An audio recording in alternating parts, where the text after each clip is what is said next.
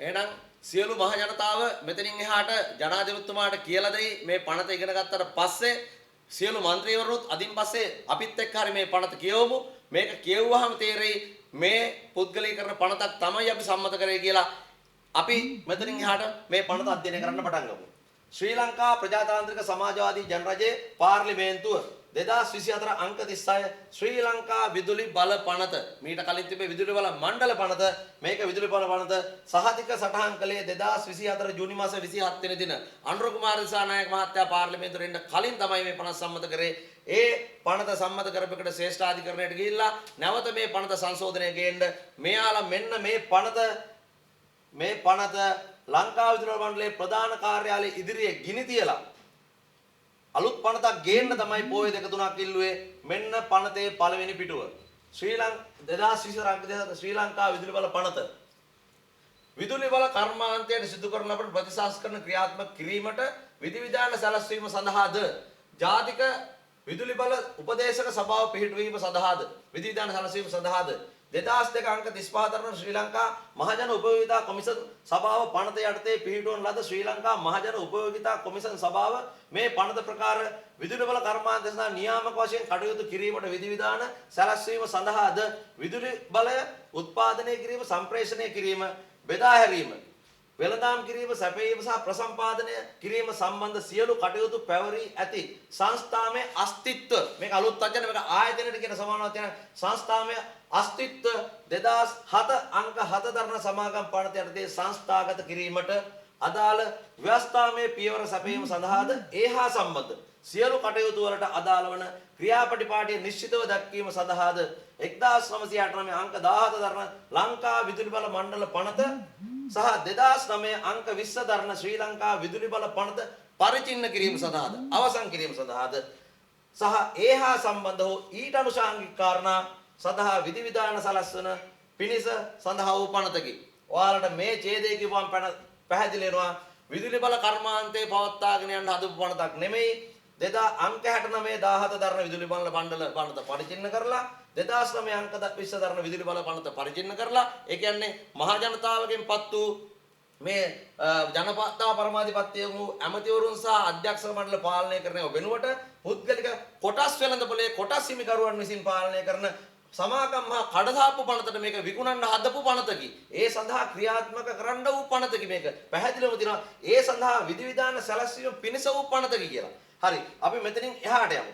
එහාට යනකොට විදුලි බල උත්පාදනය කිරීම, සම්ප්‍රේෂණය කිරීම, බෙදා හැරීම, වෙළඳාම් කිරීම, සැපයීම, ප්‍රසම්පාදනය කිරීම සම්බන්ධ සියලු කටයුතු පැවරී ඇති සහ මෙම කටයුතු කාර්යක්ෂම ලෙස කළමනාකරණය කිරීම සඳහා සහ මෙම කටයුතු සම්බන්ධයෙන් වෙළඳපොළ තරංකාරීත්වය නිර්මාණය කිරීම සඳහා වගකිය යුතු වන ස්වාධීන සංස්ථාමය අස්තිත්ව ආයතන සංස්ථාගත කිරීම වර්තමානයේදී රජයට හිමි තනි අස්තිත්වයක්. රජයට හිමි තනි අස්තිත්වයක්. ඒ කියන්නේ මොකද්ද? රජයට අයිති තනි ආයතනයක් වෙත පැවරී ඇති විදුලි බල කර්මාන්තයේ කටයුතු වෙන් කර තැබීම. රජයට අයිති තනි ආයතනයේ කටයුතු වෙන් කරනවා කියන්නේ රජයෙන් එළියට දානවා කියන්නේ පුද්ගලීකරණය කරනවා කියන එක. වෙන් කර තැබීම සහ වෙන් කිරීම මගින් තහවුරු කරනු ලබන විදුලි කර්මාන්තයට අලුත් ආයෝජන ආකර්ෂණ කිරීම සඳහා වන අවශ්‍යතාවය යථා පරිදි හඳුනා ගැනීම සහ ඒ සඳහා සැලසුම් කරනු ලබන විදුලි බල කර්මාන්තයේ පවත්නා ආයතනික ව්‍යුහය සඳහා ප්‍රතිසංස්කරණ අවශ්‍යයින්ද. විදුලි බල කර්මාන්තයේ ආයතන කියන්නේ ලංකා විදුලි බල මණ්ඩලයේ ආයතනයේ ප්‍රතිසංස්කරණය කිරීමට ප්‍රතිව්‍යුහගත කිරීමට කිසිදු විරෝධතාවයක් සේවකයන්ගෙත් නැහැ මහ ජනතාවගෙත් නැහැ. මොකද එතනදී අමාත්‍යවරයා පත් කිරීමට අධ්‍යක්ෂක මණ්ඩලය පත් කිරීමට පාර්ලිමේන්තුව සහ මහ ජනතාවට අයිතියක් තියෙනවා. ස්වෛරීත්වයේ ස්වාධීනත්වයේ ජනතා පරමාධිපත්‍යය රැකෙනවා. නමුත් මෙතනින් එහාට ගිහිල්ලා පළවෙනි පිටුවේ අවසාන අදියරට එනකොට තියෙනවා කොටස් වෙළඳපොළ ලැයිස්තුගත කිරීම සහ රාජ්‍ය පුද්ගලික හවුල් ව්‍යාපාර පිළිවෙත් ඊගා පිටුවේ යනකොට තියෙනවා භාවිතා කර විදුලි කර්මාන්තයේ සෑම කටයුත්තකදීම පුද්ගලික අංශයේ ආයෝජන සඳහා පහසුකම් සැලැස්වීම කියලා. දැනට මේ ඇති පළවෙනි පිටු දෙක කියනකොටම අනුර කුමාර ජනාධිපතිතුමනි මහ ජනතාව දන්නවා ලංවීම වික්කා කියලා. පැහැදිලිනේ? මෙතනින් එහාට තවත් අවශ්‍ය නම් අපි මේ පනත දිගටම අපි කියවනවා. මෙතනදී නැති කරලා තියෙන්නේ ජනතා පරමාධිපත්‍ය, ස්වාධීනත්වය, ස්වෛරීත්වය, ආගමට තිබු අයිතිය මේ තිරේ පිටිපස්සට එන අධ්‍යක්ෂක මණ්ඩලයට ලංකාවේ බුද්ධ ආගම පෝෂණය කරන්න අවශ්‍ය වෙන්නේ නැහැ සහෝදරවරුනි.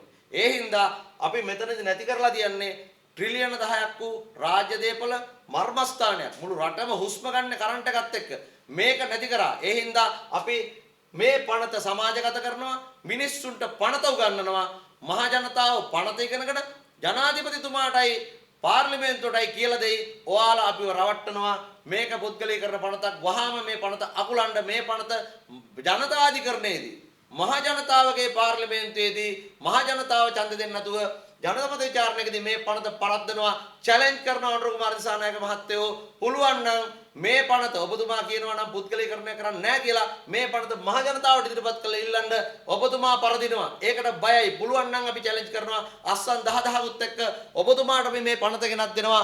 මේක ප්‍රතිවහකරණය කරන්න කලින් මේ පනත සම්මත කාට පාර්ලිමේන්තුවේ සම්මත වුණාට කමක් නැහැ. නැවත මහ ජනතාවට ඉදිරිපත් කළා ජනමත විචාරණයට කියලා රටට ආදරේ පනතක් ගේන්න කියලා. එහෙනම් මෙතනින් එහාට අපි පනත සමාජගත කරන කටයුතු දිගටම කරගෙන යනවා.